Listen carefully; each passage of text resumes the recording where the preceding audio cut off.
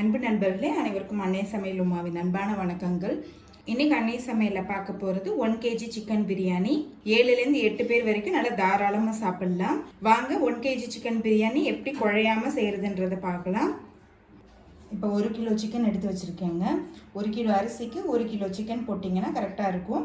நீங்கள் விருப்பப்பட்டீங்கன்னா சிக்கனோட அளவு அதிகமாகவும் போட்டுக்கலாம், இல்லை கம்மியாகவும் போட்டுக்கலாம். 1/4 கப் அளவு தயிர் சேர்த்துக்கலாங்க. புளிக்காத தயிராக இருக்கணும். 1 டேபிள் ஸ்பூன் அளவு இஞ்சி பூண்டு விழுது, 1 டேபிள் ஸ்பூன் மிளகாய்த்தூள், தேவையான அளவு உப்பு. இப்போ இது எல்லாத்தையும் நல்லா மிக்ஸ் பண்ணிக்கலாங்க.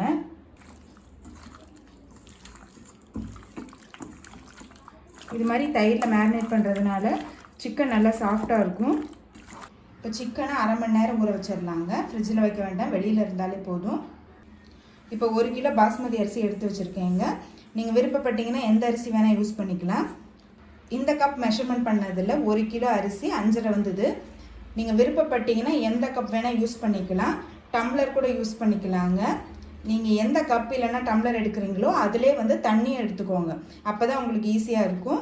இப்போ பாஸ்மதி அரிசியை கழுவிட்டு 20 நிமிஷம் ஊற வச்சுக்கலாங்க. அப்போ தான் பிரியாணி நல்லா உதிரியாக வரும். இப்போ 1/4 லிட்டர் கடலெண்ணெய் சேர்த்துக்கலாம். கடல் எண்ணெயிலே பிரியாணி பண்ணிங்கன்னா டேஸ்ட் ரொம்ப நல்லா இருக்குங்க. 2 டேபிள் ஸ்பூன் நெய் சேர்த்துக்கலாம். இப்போ எண்ணெய் சூடாயிடுச்சு. 5 பட்டை, 5 கிராம்பு, 5 ஏலக்காய், 5 பிரியாணி இலை. இந்த பட்டை கிராம்பு பொரியிறதுல தான் பிரியாணியோட வாசனையே இருக்குது. 1 கைப்பிடி அளவு புதினா, 6 மீடியம் சைஸ் வெங்காயத்தை நீல வாக்கில் கட் பண்ணி வச்சுருக்கேங்க. இது பார்த்தீங்கன்னா 400லேருந்து 500 கிராம் அளவு இருக்கும். இப்போ நல்லா வதக்கிக்கலாம்.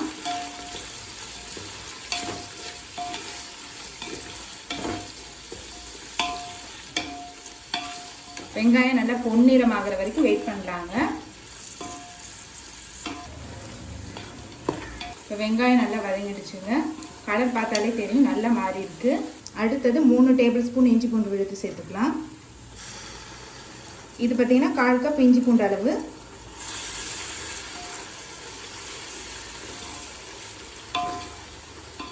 நாலு பச்சை மிளகாய்,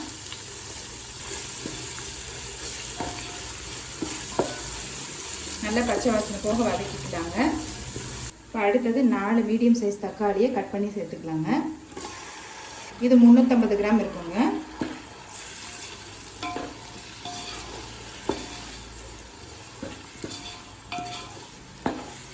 ஆறு வெங்காயத்துக்கு 4 தக்காளி போட்டிருக்கேங்க. ஏற்கனவே தயிர் வேற சேர்க்கிறோம், ரொம்ப சேர்த்தோம்னா புளிப்பாயிடும். 2 டேபிள் ஸ்பூன் மிளகாய்த்தூள், 2 டேபிள் ஸ்பூன் பிரியாணி மசாலா,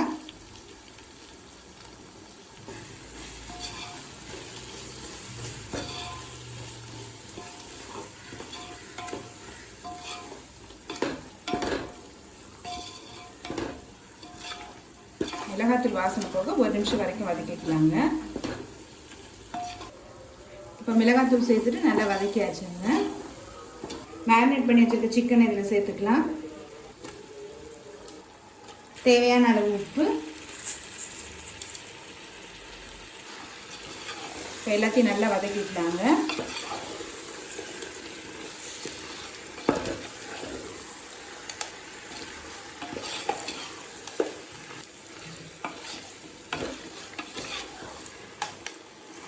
நம்ம சிக்கன் நல்லா மேரினேட் பண்ணியிருக்கிறதுனால சீக்கிரம் வெந்துடும்.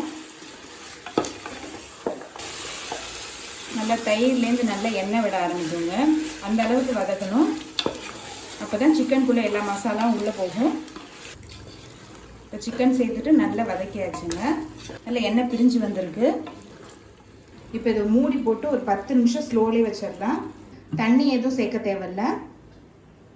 இப்போ சிக்கன் சேர்த்துட்டு 10 நிமிஷம் ஆகிடுச்சுங்க. இப்போ பாருங்கள், நம்ம தண்ணியே சேர்க்கல, சிக்கன்லேருந்து நல்லா தண்ணி விட்டுருக்கு. சிக்கனும் பாருங்கள் நல்லா பாதி வந்திருக்கு. இப்போ அடுத்தது நம்ம தண்ணி சேர்த்துக்கலாங்க.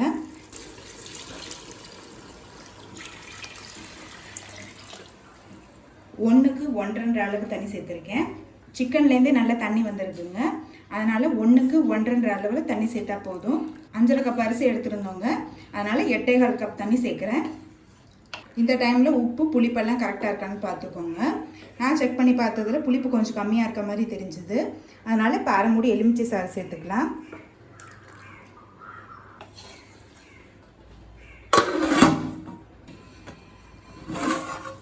இப்போ தண்ணி நல்லா கொதிக்க ஆரம்பிச்சிருச்சுங்க. இப்போ அடுத்தது நம்ம ஊற வச்ச அரிசியை சேர்த்துக்கலாம். இதில் வெறும் அரிசி மட்டும் சேருங்க, தண்ணி சேர்க்காதீங்க. பாத்திரத்தோடு கவுக்காதீங்க, ஏன்னா அதில் அடியில் தண்ணி கண்டிப்பாக இருக்கும். மெதுவாக மிக்ஸ் பண்ணிக்கலாங்க.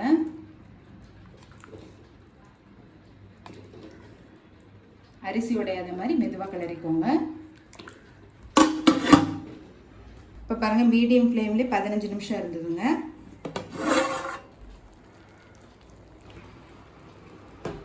இப்போ பாருங்கள், தண்ணி ஃபுல்லாக நல்லா வடிஞ்சிருச்சு.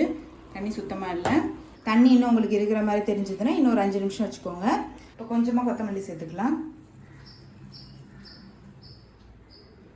இப்போ அடுத்தது நம்ம தம் போட்டுடலாங்க. இப்போ தோசைக்கல் நல்லா சூடாயிடுச்சுங்க. இப்போ நம்ம பிரியாணி பாத்திரத்தை அதில் வச்சிடலாம். இப்போ தம் போட்ட பிறகு நம்ம ஸ்டவ்வை ஸ்லோலே வச்சுக்கணும். இப்போ அடுத்தது இது மேலே ஒரு பாத்திரம் வச்சுக்கலாங்க. இப்போ இந்த பாத்திரத்தில் சுடுதண்ணி ஊற்றிக்கலாங்க. இப்போ ஒரு 10 நிமிஷம் அப்படியே வச்சிடலாங்க. இப்போ 10 நிமிஷம் ஆகிடுச்சு. இப்போ இதை எடுத்துடலாம். இப்போ பிரியாணி எப்படி வந்திருக்குன்னு பார்க்கலாம். இப்போ கொஞ்சம் புதினா சேர்த்துக்கலாங்க. ஒரு 5 நிமிஷம் ஆறட்டுங்க, அதுக்கப்புறம் நம்ம கிளறிக்கலாம்.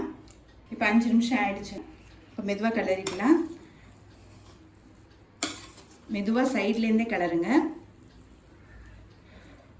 பிரியாணி பாருங்கள், நல்லா உதிரி உதிரியாக வந்திருக்கு. அரிசியும் பாருங்கள் உடையவே இல்லை. நீங்கள் விருப்பப்பட்டீங்கன்னா லாஸ்ட்டாக கொஞ்சமாக நெய் சேர்த்துக்கலாம். சிக்கன் பாருங்கள் நல்லா சாஃப்டாக வந்திருக்கு.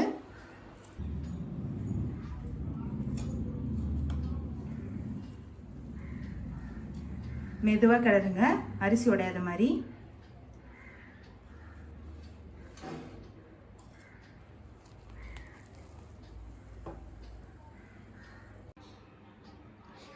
இப்போ 1 kg சிக்கன் பிரியாணி ரெடி ஆகிடுச்சுங்க. ரெசிபியை ட்ரை பண்ணி பாருங்கள், கண்டிப்பாக உங்களுக்கே பிடிக்கும். ரெசிபி பிடிச்சிருந்ததுன்னா வீடியோவை லைக் பண்ணுங்கள், கமெண்ட் பண்ணுங்கள். உங்கள் ஃப்ரெண்ட்ஸ் அண்ட் ஃபேமிலி கூட வீடியோவை ஷேர் பண்ணுங்கள். இது வரைக்கும் அன்னை சமையல் சேனலை சப்ஸ்கிரைப் பண்ணாமல் இருந்தீங்கன்னா சப்ஸ்கிரைப் பண்ணுங்கள். தேங்க்யூ.